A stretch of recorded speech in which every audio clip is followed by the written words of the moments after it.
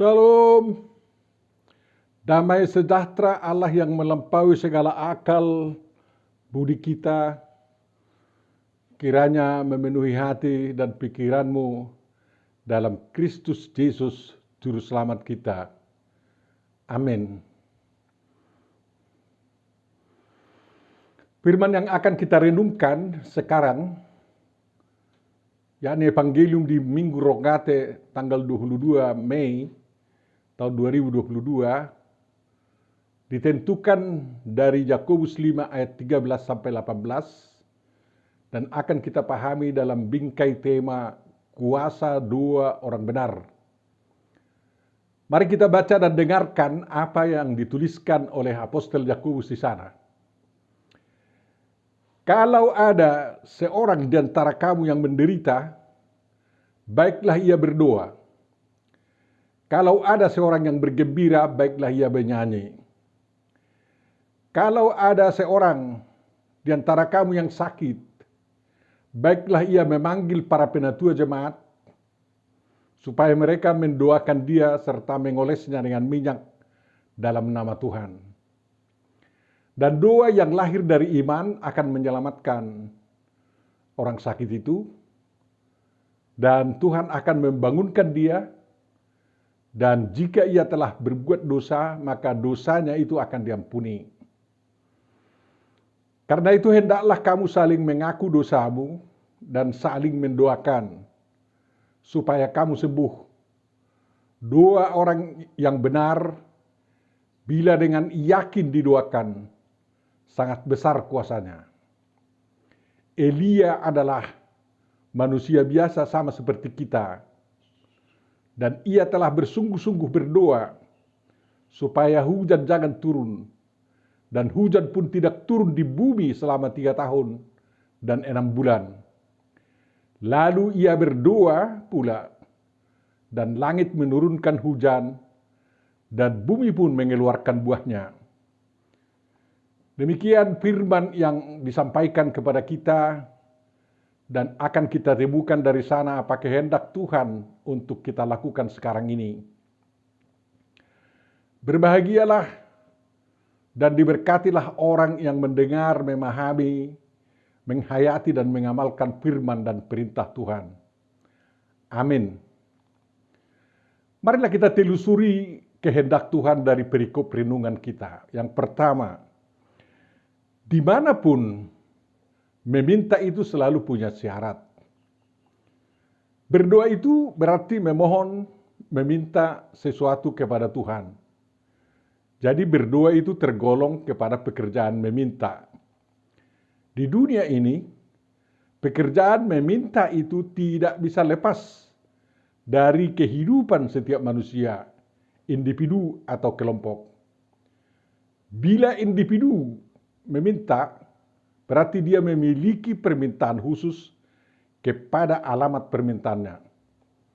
Bila kelompok yang meminta, berarti ada permintaan atau kebutuhan yang sama dari orang-orang yang meminta itu. Salah satu syarat yang paling ditonjolkan oleh orang Toba adalah ikut dituru tangan nina mangido. Tangan orang yang meminta harus di bawah. Artinya, orang yang meminta itu harus merasa di bawah pihak yang diharapkan akan memberi kepadanya. Dia harus tahu diri. Dia harus merendahkan diri. Meminta itu tidak boleh berisi kesombongan atau kepongahan. Meminta itu bukan menjemput sesuatu dari tangan orang lain. Walaupun orang itu sudah mengatakan, ya ambillah. Yang meminta harus menunggu hingga orang yang dimintai itu memberikan dengan tangannya kepada tangan orang yang meminta tersebut. Apabila kita meminta bantuan pemerintah, kepada kita diaturkan syarat meminta. Misalnya harus jelas identitas, jelas integritas, jelas semua syarat dan bukti-bukti pendukung permintaan. Apabila semua lengkap, mendingan permintaan atau permohonan bantuan itu diproses dan dikabulkan.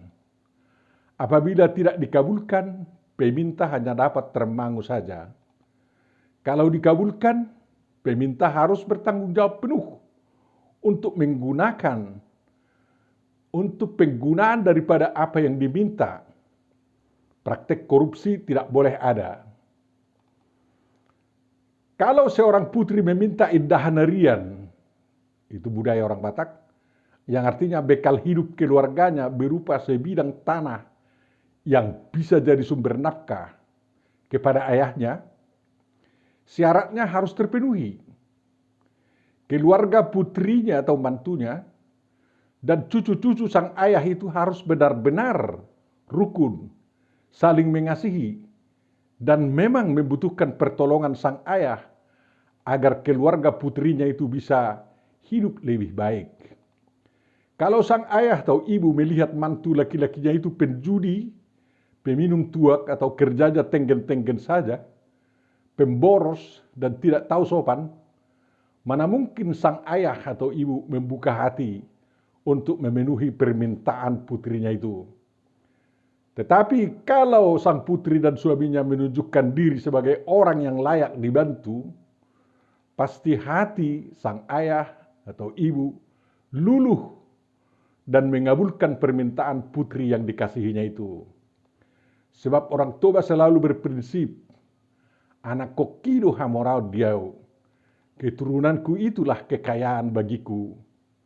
Seorang ayah atau ibu yang baik selalu mendambakan putrinya jaya dalam ekonomi dan hikmat.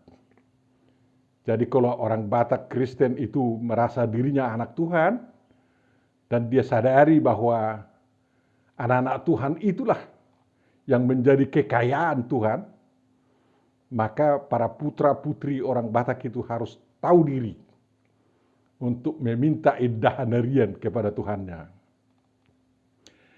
Kalau seseorang meminta pekerjaan di pemerintah atau swasta, syaratnya si pencari kerja itu harus lulus testing, harus berani di testing dan lulus.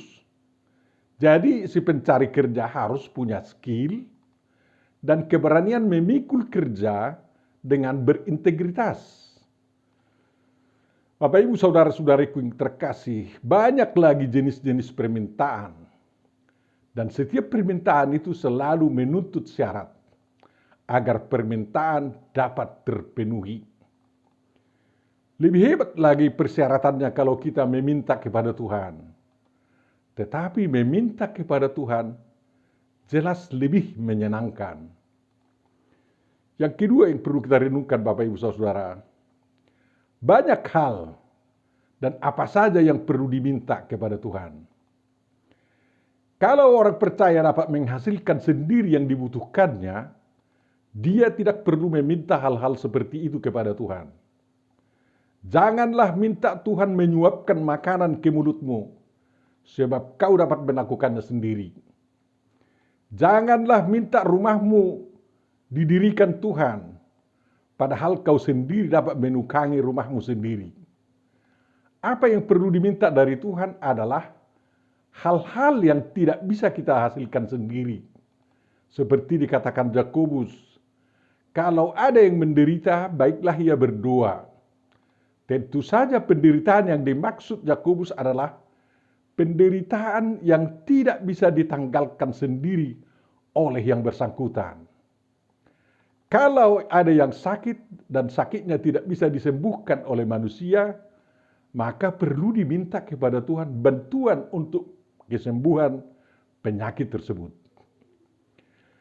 Dan banyak lagi persoalan-persoalan hidup ini yang harus kita selesaikan dengan pertolongan Tuhan, sehingga kita perlu mendoakannya kepada Tuhan. Artinya, meminta campur tangan Tuhan untuk menyelesaikan masalah yang dihadapi.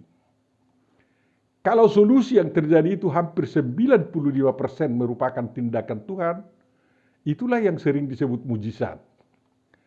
Apabila Tuhan mengadakan mujizat, di sana selalu ada partisipasi manusia, walau hanya secuil.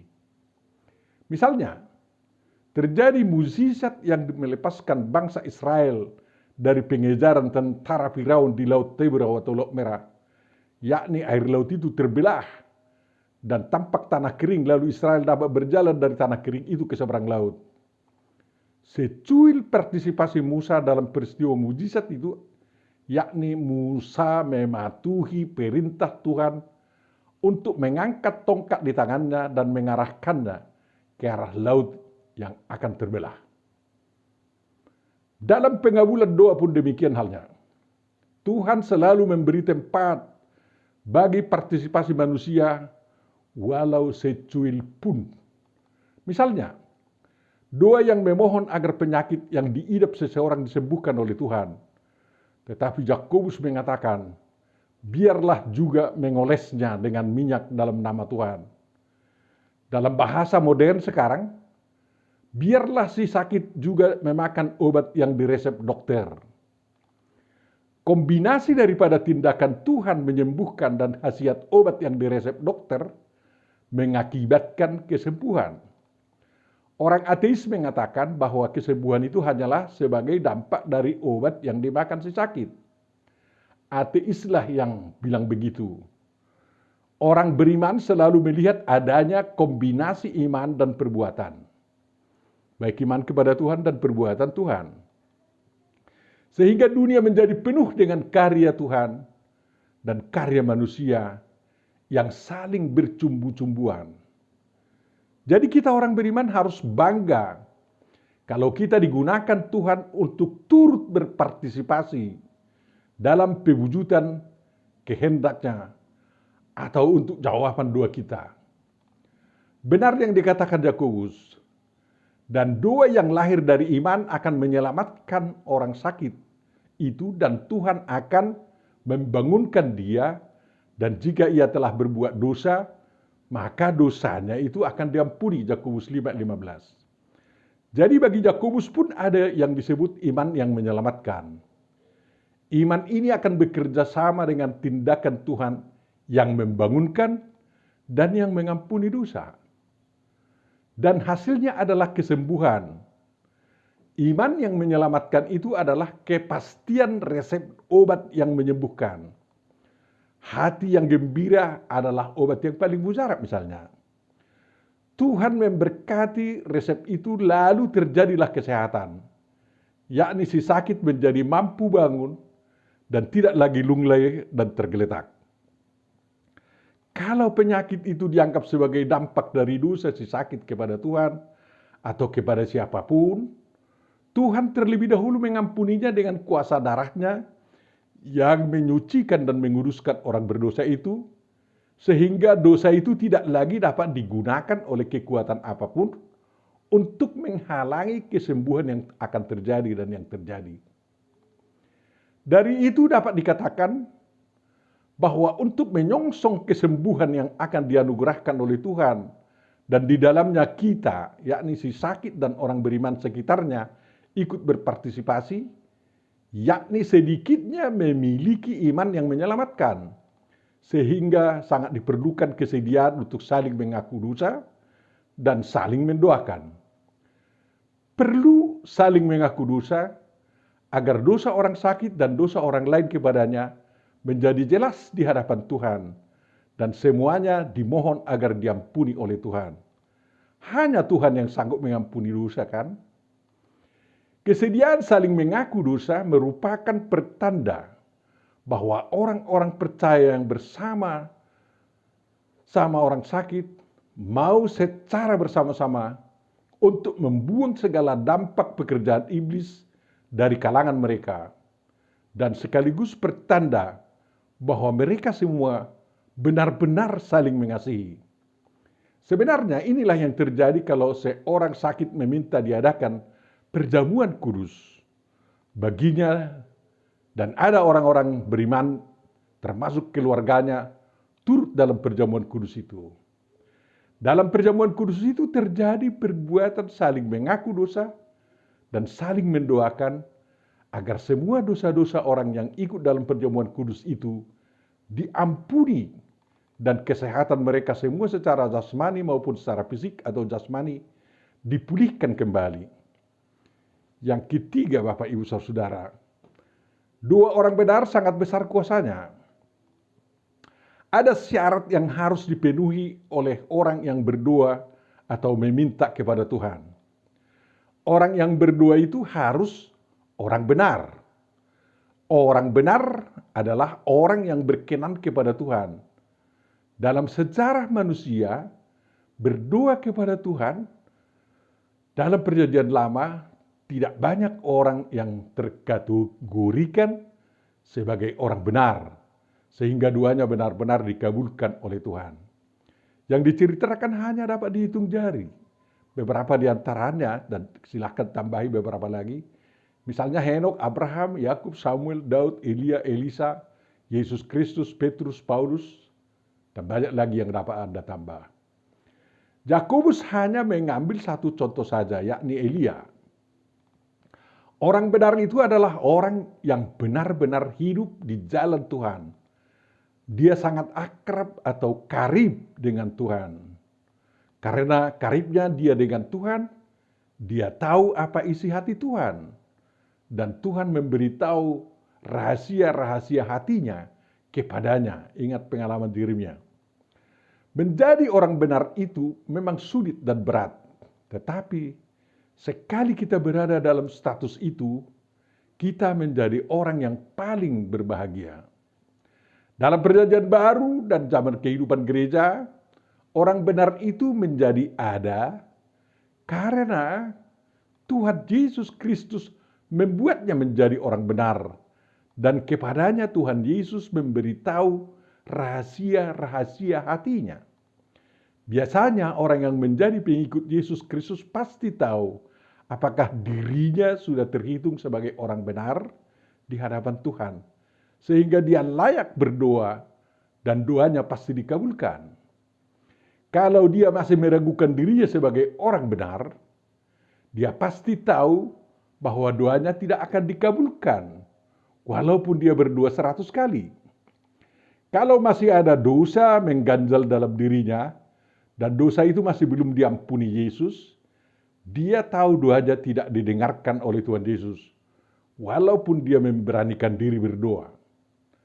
Orang yang menyadari dirinya masih belum orang benar di hadapan Tuhan, lebih baik meminta orang lain berdoa untuk dirinya dan untuk hal-hal yang perlu didoakan. Makanya setiap orang yang akan berdoa kepada Tuhan, dia harus pertama-tama meminta kepada Tuhan Yesus agar Tuhan Yesus memperkenankan dirinya berdoa kepada Tuhan Yesus Kristus.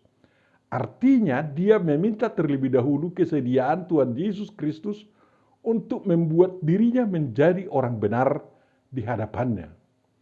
Tuhan Yesus Kristus tidak akan menolak permintaannya menjadikan dirinya orang benar kalau dia memang sungguh-sungguh memohon. Tuhan kita itu Maha Pengasih, penyayang, dan mau menghapus dosa orang yang sungguh-sungguh meminta pengampunan dosanya. Dengan diperolehnya status orang benar di hadapan Tuhan Yesus Kristus, dia akan dapat berdoa dengan yakin, yakni dengan iman yang menyelamatkan, dan menantikan tindakan Tuhan mengabulkan doanya. Pasti dia tidak mendoakan apa yang tidak dikehendaki Tuhan terjadi di kesempatan itu atau di waktu yang akan datang. Pendoa-pendoa yang sudah menjadi orang benar pasti akan menolak hal-hal yang tidak sesuai dengan kehendak Tuhan untuk didoakan atau dimohonkan kepada Tuhan supaya dikabulkan. Tetapi kalau dia sudah tahu bahwa kehendak Tuhan akan terjadi, dia akan menyediakan dirinya menjadi pendoa kepada Tuhan agar kehendak Tuhan itu terjadi. Dan tindakannya berdoa itu digunakan Tuhan untuk meyakinkan manusia yang mendengar doa itu semakin percaya kepada Tuhan. Nabi Elia mendoakan agar hujan tidak turun ke tanah Israel selama 3 tahun dan 6 bulan, karena dia sudah tahu bahwa hal itu akan dijadikan Tuhan untuk menghukum bangsa Israel yang tidak setia lagi kepada Tuhan. Kemudian karena dia tahu Hukuman itu telah berakhir dan Tuhan akan menurunkan hujan ke bumi agar tanaman kembali berbuah, maka dia berdoa di hadapan raja agar hujan itu diturunkan. Dia bisa lakukan itu karena dia menjadi orang benar di hadapan Tuhan dan dalam kehidupannya. Kita pun bisa seperti Elia, menjadi pendoa yang doanya dikabulkan oleh Tuhan. Asal kita terus berjuang agar diri kita menjadi orang benar di hadapan Tuhan dan di dalam kehidupan kita sehari-hari. Tuhan pasti tidak mempermalukan pengikutnya yang setia. Doanya akan sangat besar kuasanya apabila dia berdoa dengan yakin, dengan iman yang muncul dari keakraban atau kekaripannya dengan Tuhan. Amin. Mari kita berdoa. Tuhan Bapa Surgawi, hanya Engkau yang dapat mengabulkan doa kami. Tugas kami adalah memperjuangkan diri kami sebagai orang benar di hadapan-Mu untuk menyambut bahwa Engkau mau membuat kami menjadi orang benar. Ajarlah kami dalam kehidupan seperti itu agar doa-doa kami dapat dikabulkan ya Tuhan. Agar orang yang meminta untuk berdoa kepadamu untuk kepentingannya, Engkau kabulkan. Kiranya doa kami dan diri kami yang kurang sempurna itu, kami tahu tidak menjadi alasanmu untuk menolak pengabulan daripada doa yang disampaikan kepadamu. Oleh karena itu ya Tuhan, kiranya dalam Minggu Rogate ini Engkau ajari kami berdoa, bukan hanya doa Bapak kami, tetapi doa yang lahir dari kekaripan kami, kedekatan kami kepadamu, untuk mensiapkan dunia ini atau orang-orang tertentu agar dunia ini Engkau lindungi dan orang-orang Engkau selamatkan. Tuhan Yesus Kristus sempurnakan doa kami ini dan kami mohon di dalam Yesus Kristus kabulkanlah. Amin.